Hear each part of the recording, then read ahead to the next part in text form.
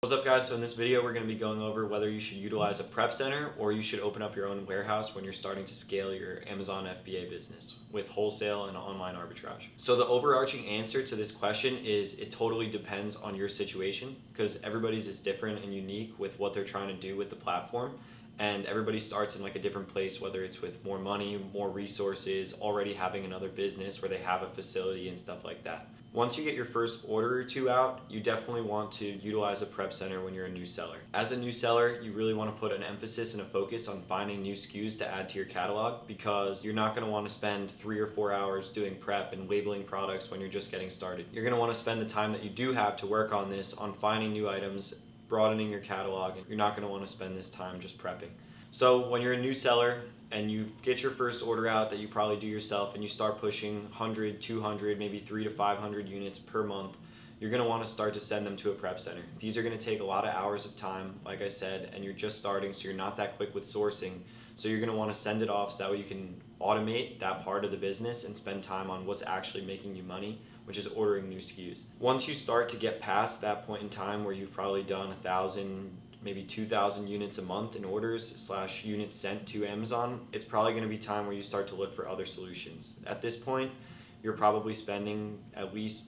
$1,000 to $2,000 a month on a prep center. Maybe once you get to another 1,000, like 3,000 total that you're sending out to a prep center, it makes sense to probably look into getting some type of space to do the work yourself. At a certain threshold, those fixed costs that are involved with using a warehouse, it'll equate to less than you're spending on a warehouse. So that obviously, depending on your situation in the prep center that you choose / also your area and what type of space you would need, it would make sense at a certain point to then make that switch over. Additionally, as a higher level seller with wholesale, you really can't use a prep center for a lot of items. The reason being is because the profit per unit on those items sometimes stretches down anywhere from $2, sometimes even less per unit on items that move in volume. And when you're using a prep center, you're never going to find one that's going to all in prep for you less than 50 cents a unit. So you basically can't sell anything unless it has like a $2, $3 margin, which sometimes is a little bit hard to find with wholesalers. For once you get going with wholesale, and especially once you start scaling with wholesale, it's going to start to make a lot of sense why you shouldn't utilize a prep center.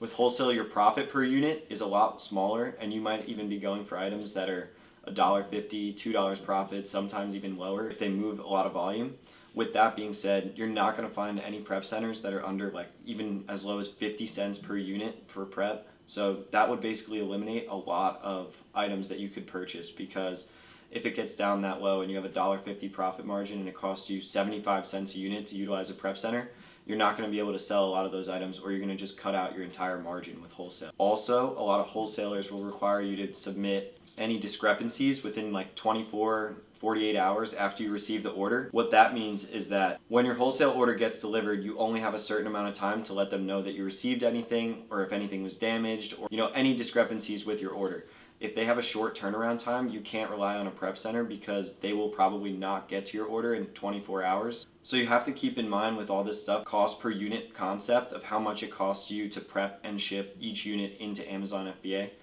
Prep centers make it easy, like we discussed earlier, but if you're utilizing your own warehouse, you're also going to have to keep track of these costs, and you can get your costs down to 25, 35, even 45 cents per unit to do your prep and everything like that. So you have to keep your cost per unit in mind, especially when you have your own facility, because it will constantly change. If it is changing / rising, you're going to have to make a change in your system in order to make sure you bring that back down. Otherwise, units that you're sending in are going to be less profitable, or maybe even not profitable anymore after those costs. Something to keep in mind is as you push more volume with this business, both ways, whether you go prep center or get your own warehouse, your cost per unit will go down. With a prep center, they'll give you discounts with volume, and with your warehouse, your fixed costs will stay the same, such as rent, utilities, Wi-Fi, everything that we talked about earlier. They'll stay the same, and as you push more units, it'll drop that cost down per unit. You have a little bit more flexibility when you have your own warehouse because you can get those costs down using different processes and making your business more efficient. But with a prep center, you're only going to be able to get your costs down with volume or changing over to a different facility. Both of these models, though, as you push more volume, you'll be able to drop down your shipping costs as well when you send in bigger shipments, which is a bonus. So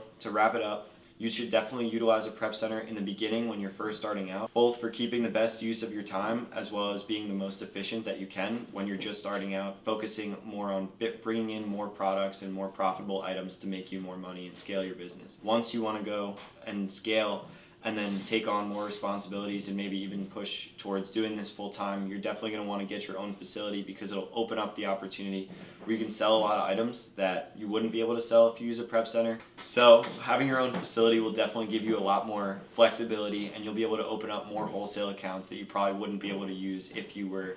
using a prep center. So with all these things in mind, like we said, it really depends on your situation, whether or not you should, at what point you should move over from a prep center to your own facility, what your goals are with selling on Amazon and what point you're at, as well as like your financial situation. But at some point it does make sense, if you want to take this to the next level, that you will need to get a spot to do it, because you'll be missing out on a lot of items that you wouldn't be able to sell if you were using a prep center.